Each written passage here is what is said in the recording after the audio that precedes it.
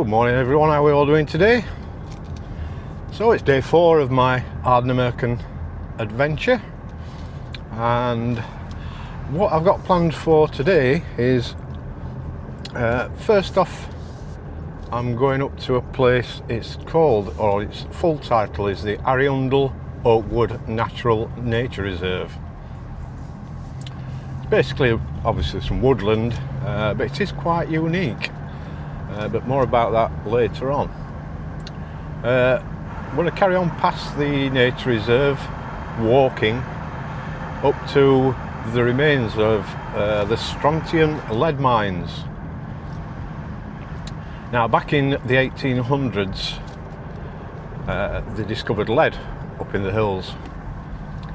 Now, several companies tried to make it a viable prospect, but I think due to its isolated area, unfortunately by the late 1800s they gave up.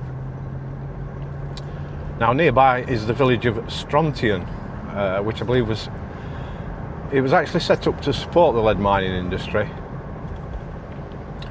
but whilst doing this lead mining they actually discovered the element strontium in the lead mines, and I think that's what the village is named after.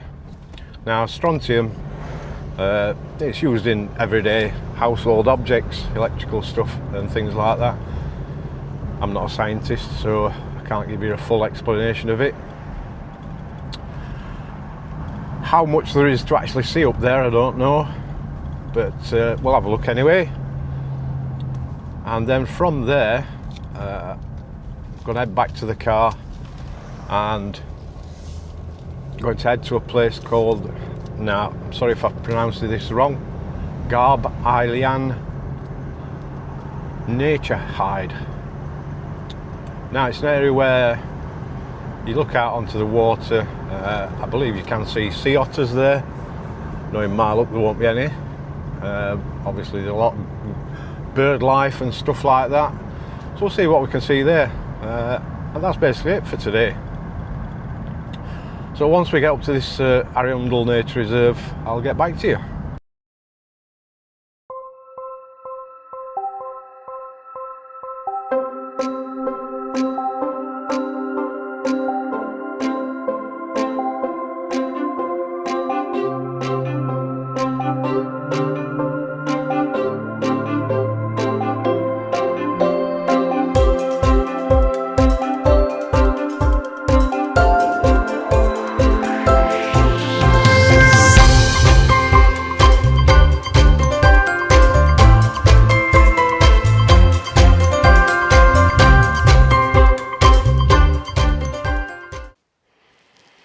Right, so we've arrived at the Ariundle Oakwood Natural Nature Reserve.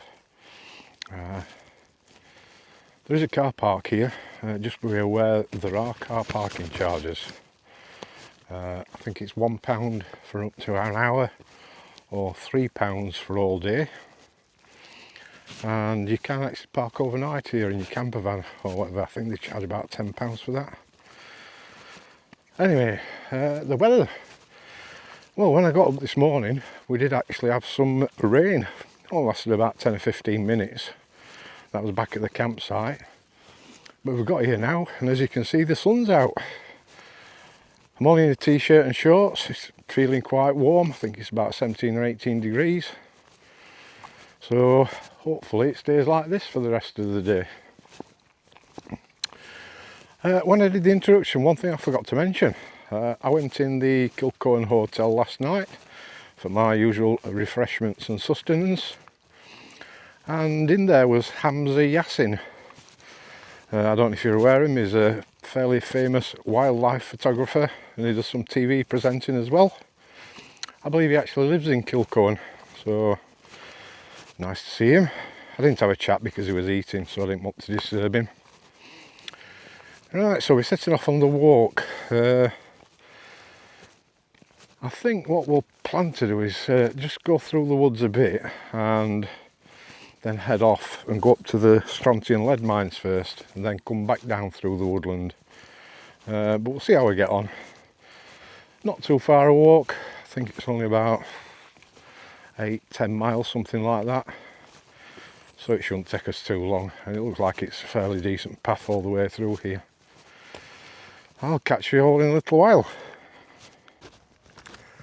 Yeah, sorry, but I failed to mention the most unique feature about this Ariundle Nature Reserve. Most remiss of me. It is actually classified as a rainforest.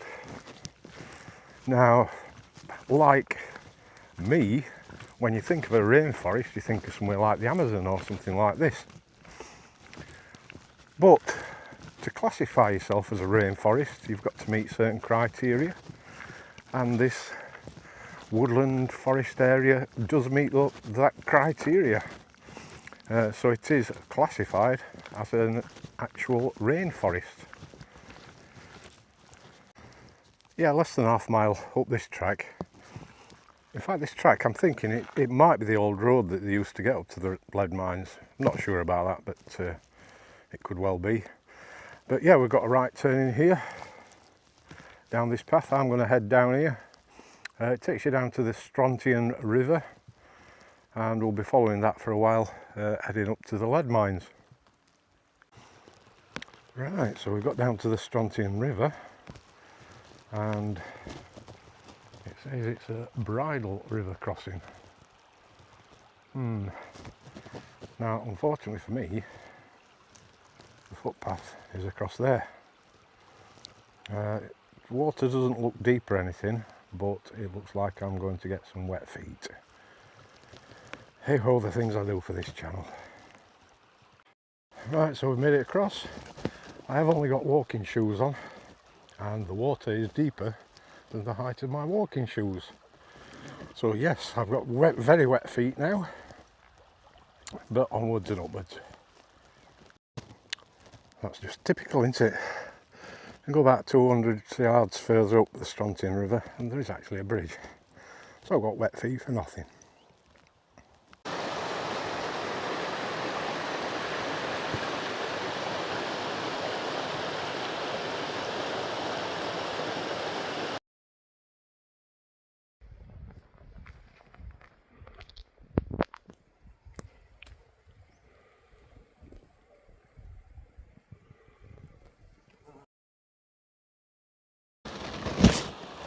Right, we've done about a mile on this side of the river, and we're now heading back across. At least there's a bridge here. That picture of that butterfly, the Scotch Argus butterfly, there's literally hundreds and hundreds of them along here. I haven't seen any other butterflies at all apart from them, but like I said, there's literally hundreds of them. Yeah, we're heading back into the Ariundle Nature Reserve now. But I've laid this nice walkway. It saves getting your feet wet in the boggy ground. Not that that matters to me at the moment. Right, so we just come through that big gate on the right hand side there, and I think that might be the boundary of the Ariundle Nature Reserve. But anyway, we're carrying on. And we're going to take this right fork again. The main path goes up there. That's where the way we'll be coming down. But as I say, we're going to head off to the right. And one thing I've noticed, to me this is prime midge country, with the water and everything. Now, I haven't been bothered at all by them, or any other bugs for that matter. I've got an insect repellent spray on, and I've also got an insect repellent device attached to my backpack. I'm hoping it's a combination of one or both of them that's keeping the bugs at bay. But either way, I'm a very happy bunny. Yeah, I'm seeing lots of these little plants at the side of the path at the moment. I believe they're called common butterwort, but they are carnivorous apparently, so I better keep well away. Oh well, here we go again. I don't seem to be able to have any adventures these days without involving cows. These are big black ones. Oh, they're all running. Oh, they're all getting up down there Hopefully they're friendly. I'm not scared of cows, but I know a lot of people are. We'll see how we get on. Yeah, there's quite a few of them, but luckily they've all moved off, so no problem at all. Right, up until you see that sort of derelict farm building, the path's quite easy to follow, but then it gets very, very difficult to keep on track of it. I thought I was following the path and I was down there, but it must have been just animal tracks or something like that I was following, because according to my OS maps the path is somewhere up here, and so obviously I've had to scramble up this slope to try and get back on track.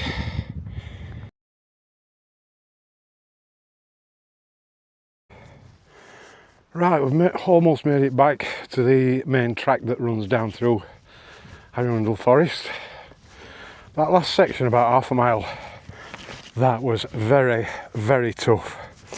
I scrambled up that slope back onto what was the alleged path. It's really difficult at times to see where the path goes. You're coming uphill, lots of rocks and stones. At times you're knee deep, waist deep, and even chest deep at times, wading through bracken and heather, so you can't see your footing. A couple of times I slipped, but then we've come to this place. Now to me it looks like there's been some sort of activity here in the past.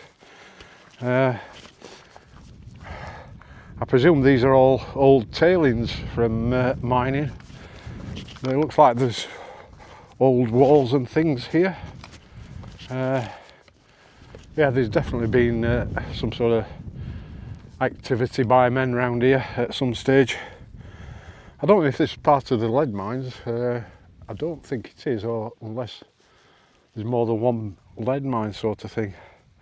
Anyway, we're just going to get back on the main track and then we'll shouldn't be too far till we get to these lead mines.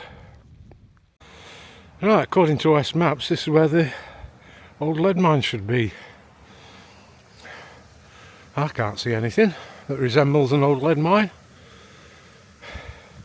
Anyway, the jacket's back on, sun's gone in, we've got some drizzly rain. Still not too cold, although there is a breeze blowing up here. And looks like I'll have to do a bit of hunting around, see if I can find anything. Obviously we did find that little bit earlier on, but I don't think that's supposed to be the main area, or maybe it is, I don't know. Right, so another app I'm using has got several obviously old mine signs on their mapping. I've been to one of them and I was stood exactly on the spot and there was nothing there. Another one is across there. I think that might be an old mine up behind that tree. It looks like there's a tailings pile there at the entrance. And then another one just here. Unfortunately, can't get to them. Yeah, that's possibly another one up there where that tree's growing up. Like I say, unfortunately I can't get across to it. There are a couple of other signs on the map for old mines, so we'll head to those, see if we can find something. Right, according to this other app that I'm using, that's the site of another old mine. Obviously can't get across the river. There's not much there to see, unfortunately. Right, so I finally found something. According to this other app, this is the site of the Belgrove lead mine. Disused. There's not much to see. It obviously was some sort of structure at one point. I don't know where they're actually mining though. I can't see anything too obvious, but what I can see, I don't know if you can make it out there, that does look like a pile of tailings. You see, I watch Gold Rush on TV, so I know they're called tailings. I can't see an obvious path up there, so it looks like a bit more scrambling to do. Right, so we've made it to this tailings pile. Let's see if there is actually anything up here to see. It looks like there's definite signs of human activity up here. There's a little fenced off area up here. Don't know if that's an old mine, let's have a look.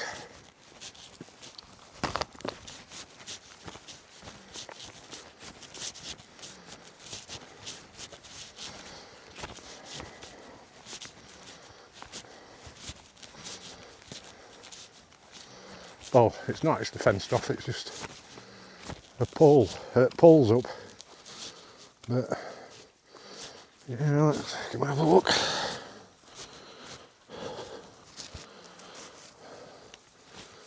There's a big pool of water and I can hear dripping water, so yeah, that looks definitely like an old mine or something. So yeah, we found something. Let's just have a quick look up here. More tailing piles up here.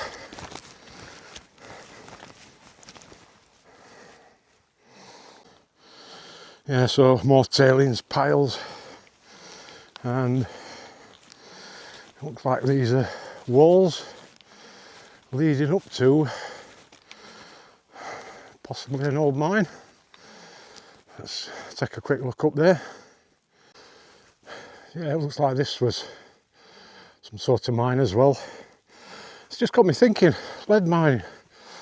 I was expecting sort of like cave type mines. You know, the sort where it's like a cave and you go into a mountainside. Or was it just that they dug into the ground and left it open? So sort of open cast mining. I don't know honestly. One thing it's always surprised me when you, why on earth would somebody come up here and start digging into the ground in the 1800s? There was obviously a good reason for it. Were they coming up here to look for something else? But all these references you see, they all say such and such was discovered here in whatever year it was. But they don't actually tell you how it was discovered, or who discovered it, or not in very many circumstances anyway. Oh well, just a thought. Yeah, so that's a round leaf sundew plant, also carnivorous. Oh, there's lots of things up here that could eat you.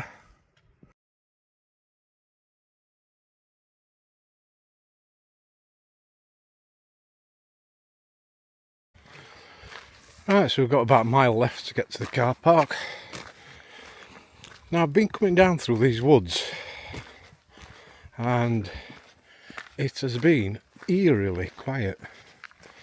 Normally when you're going through woodland you'll see one or two squirrels. You might hear some rustling in the leaves of other wildlife going about the business. But there's been absolutely nothing. And the other thing, there's been no bird song at all. And I mean at all. The only signs of wildlife that I've seen are those Scotch Argus butterflies. And then, just a little way back, something caught my eye to the right hand side. And it was an eagle flying through the trees. It were only about 30 yards away from me. And I could just see it for a few seconds before it disappeared. It was massive. It must have had a 5-foot wingspan easily. So is that why there's no bird song or anything like that? It's strange, but like I say, it's so eerie walking through the wood. It's a nice walk, don't get me wrong, but it's just deathly quiet.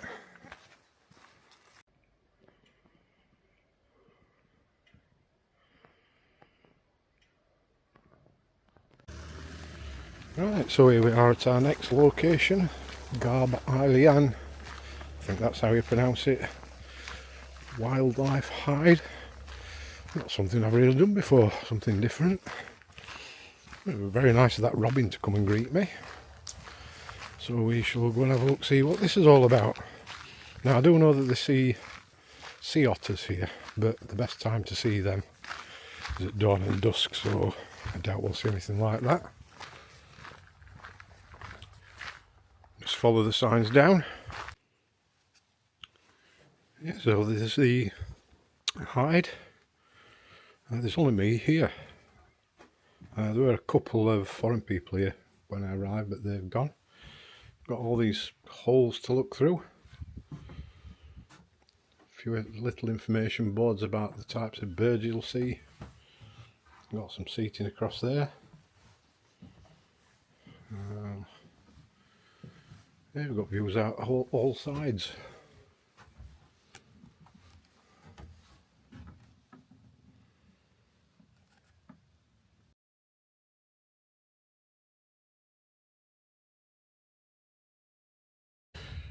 Right, heading back to the car now. There's not much activity there at the moment. Obviously there's some seals across on an island, and there were some grey herons there as well.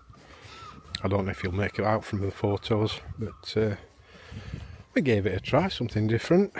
Obviously the wrong time of the day for most of the wildlife. Right, time is a marching gone, but as there wasn't much to see at that nature hide, I thought I'd pay a quick visit to this place. Camasnangial, I think you pronounce it, the Bay of the Stranger. It's actually a beautiful setting. Now right up there in the background, that's Ben Hyant, that were up at the top of there yesterday. I forgot to mention it's actually the flank of a volcano that was formed 60 million years ago. Anyway, there's one or two little interesting features down at the bottom there, so we'll pop down, have a look at them and do a quick video. So the first feature you come to is this. It's believed to be the remains of a Neolithic chambered cairn, obviously dating back many years.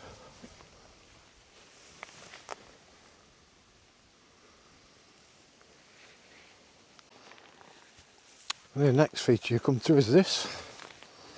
Get inside, yeah. This is an 18th century graveyard.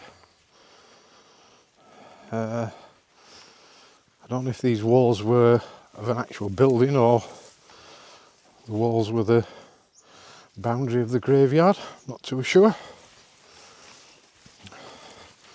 Then you come down this end,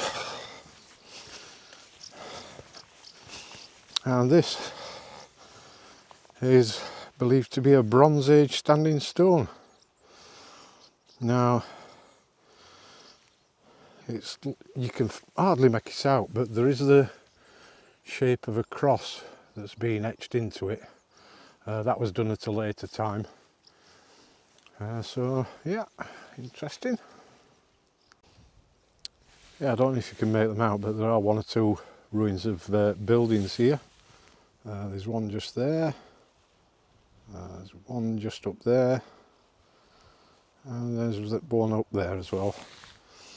Apparently when this estate was purchased in whenever it was, they cleared out all the local residents and turned it into a sheep farm. I'm not particularly sure if those buildings are what the local residents used to reside in, or if they're part of the old sheep farm. But I think it was in the 1800s or something like that. Yeah, I didn't notice it before, but right next to this Neolithic monument, there's the remains of an old building here. Again, I don't know if this was to do with the sheep farm or where one of the residents lived before they were turfed out. Right, ladies and gents, that's the end of today's adventure. I hope you've enjoyed it. First off, the Strontian lead mines. That last stretch getting up to the mines, the route I took was an absolute killer. It was very, very time consuming. And then when I did get to the top, I spent about an hour actually trying to find these lead mines.